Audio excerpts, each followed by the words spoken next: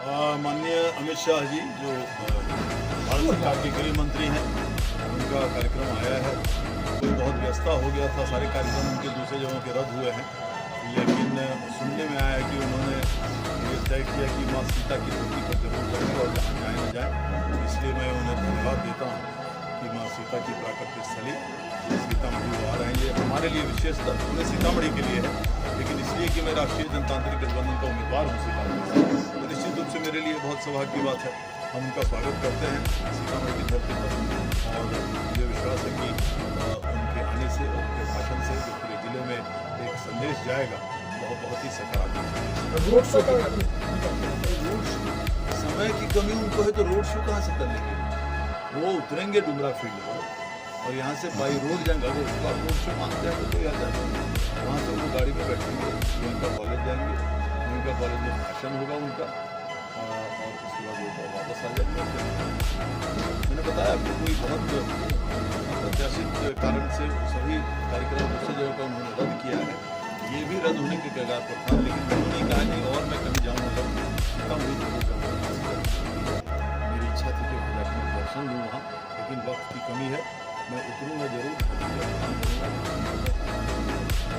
अभी जो बैठक के बाद आपके विरोधी कर रहे हैं, क्या उससे आपके चुनाव पर फर्क पड़ता है या फिर लोग आपके साथ? फर्क पड़ेगा, मेरा वोट बहुत बढ़ गया, क्योंकि मैंने जितना बॉर्डर में काम किया है उसकी 1/4 नहीं, तो उसके 5% भी उन्होंने नहीं किया। चुनौती मैं बार बार देता हूँ, गांधी मैदान में डिबेट आगे उन्होंने क्या किया और देख लें मैंने क्या किया। जनता में इसकी और चर्चा आप मेरा सवाल है, आप और आई से लड़े विधानसभा, क्या खबरों में वोट नहीं दिया? अगर ऐसा था तो आपको क्यों नहीं हिम्मत हुआ बोलने का भी मुझे फॉलो करना? उसके बाद 2009 में आके हम चुनाव लड़ने आए लोकसभा का, जबकि अभी जिला के थे भी नहीं, और आप लड़ने आए। स्वर्गीय शरद यादव जी को धन्यवाद है,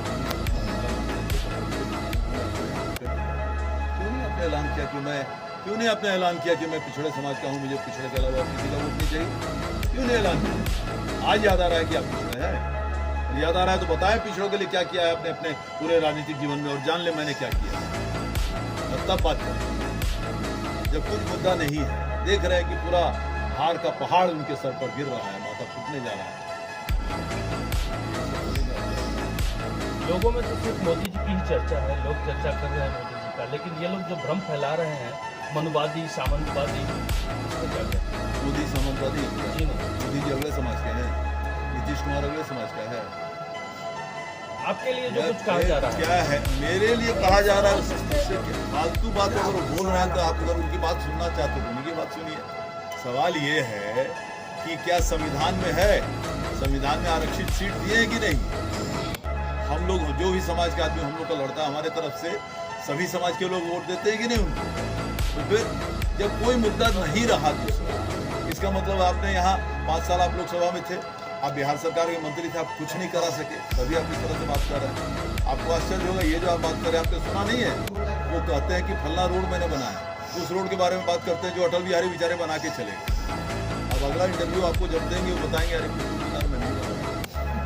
अभी फैसले में आप महात्मा गांधी की तुलना नरेंद्र मोदी से कर रहे हैं? बिल्कुल मैं कर रहा था। मैंने कहा महात्मा गांधी जी ने इस देश को आज़ादी दिलाया, वो भी वैश्य धर्म के सज्जन थे और गुजरात के ही थे, लेकिन पूरा देश उन्हें बापू मानता है, मैं भी उन्हें बापू मानता हूँ। कहता कहाँ चला गया वापिस? कैसे देश उनको बापू मानता है? दिल से मान रहा है, जुबान पर नहीं। उनसे ज्यादा श्रद्धा किसके प्रति है हम लोग के हिंदुस्तानियों के मन में, आप बता दें। तो सीतामढ़ी का इतना अच्छा माहौल है, फिर भी दिग्भ्रमित किया जा रहा है। कौन दिग्भ्रमित हो रहा है? आप हो रहे हैं क्या? जी नहीं, जनता हो रही है। नहीं, कहाँ हो रही है? तो मैं बताऊंगा आपको कि देखिए ऐसा है, तो हवा लहर है नरेंद्र मोदी जी का और नीतीश कुमार का, तो कोई शक नहीं। नीतीश कुमार और माननीय नरेंद्र मोदी जी का लहर है, पूरे देश में है, बिहार में है, सीतामढ़ी में भी है। ये माँ सीता की प्राकट्य स्थली है और भगवान राम का काम पूरा हुआ अयोध्या में। अब यहाँ सीतामढ़ी के लोग इसलिए कि जो भावनात्मक संबंध सीतामढ़ी का भगवान राम से है, अयोध्या से है, माँ सीता का अयोध्या से है, तो हर आदमी अब ये सोच रहा है, ये उम्मीद लगा के बैठा है कि चलिए अयोध्या का काम पूरा हुआ, निश्चित रूप से हमारे सीतामढ़ी का भी उसी तर्ज पे काम होगा। नंबर 1। और ये भी बोलते हैं कि हाँ, दूसरा आदमी जो सुनता हो ये बोलता है ये बात कहा है मोदी है तो मुमकिन है, ये भी बोलता है हर आदमी। तो ये आस्था हर आदमी का आदरणीय नरेंद्र मोदी के प्रति हो चुका है। लोग मानते हैं कि साहब देश का मान सम्मान बढ़ाने का उन्हें दुनिया में काम किया है, हिंदुस्तान में भी गरीबों के लिए खासकर कोरोना के बाद करोड़ों लोगों की जानें बची हैं।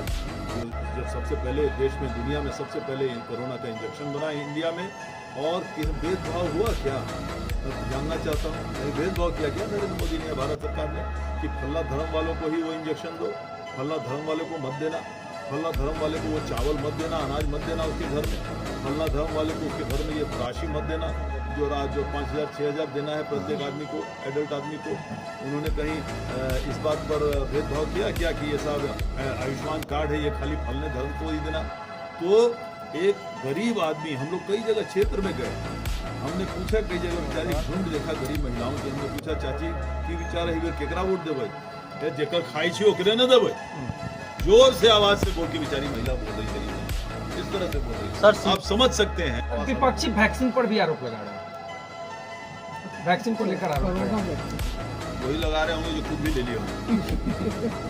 सर सीतामढ़ी की जनता मोदी के नाम पे वोट देगी या देवेश जी के नाम पे वोट देगी? 100% मोदी जी नीतीश जी के नाम पे देगी, 10-20% देवेश ठाकुर के नाम से ऐसा देगी। क्यों? क्योंकि मैंने काम कराया है यहाँ। मैं आपको अपनी किताब दे देता हूँ, जाके पढ़ ले, अगले दिन आके मुझे बताएं कि अगर देश में किसी ने किसी क्षेत्र में उसने व्यक्तिगत रूप से उस तरह का काम कराया हो तो आप मुझे बताएं, अगर आपको जानकारी है तो अभी दे देता हूँ, आपको सभी लोग को दे देता हूँ। उसमें सारे किताब जो काम है वो मेरे तरफ से किए हुए हैं, सरकार की तरफ से किए हुए काम नहीं है, मेरे तरफ से जो काम इस मेरे 20 साल में है उसका जिक्र है उसमें। मीसा भारती के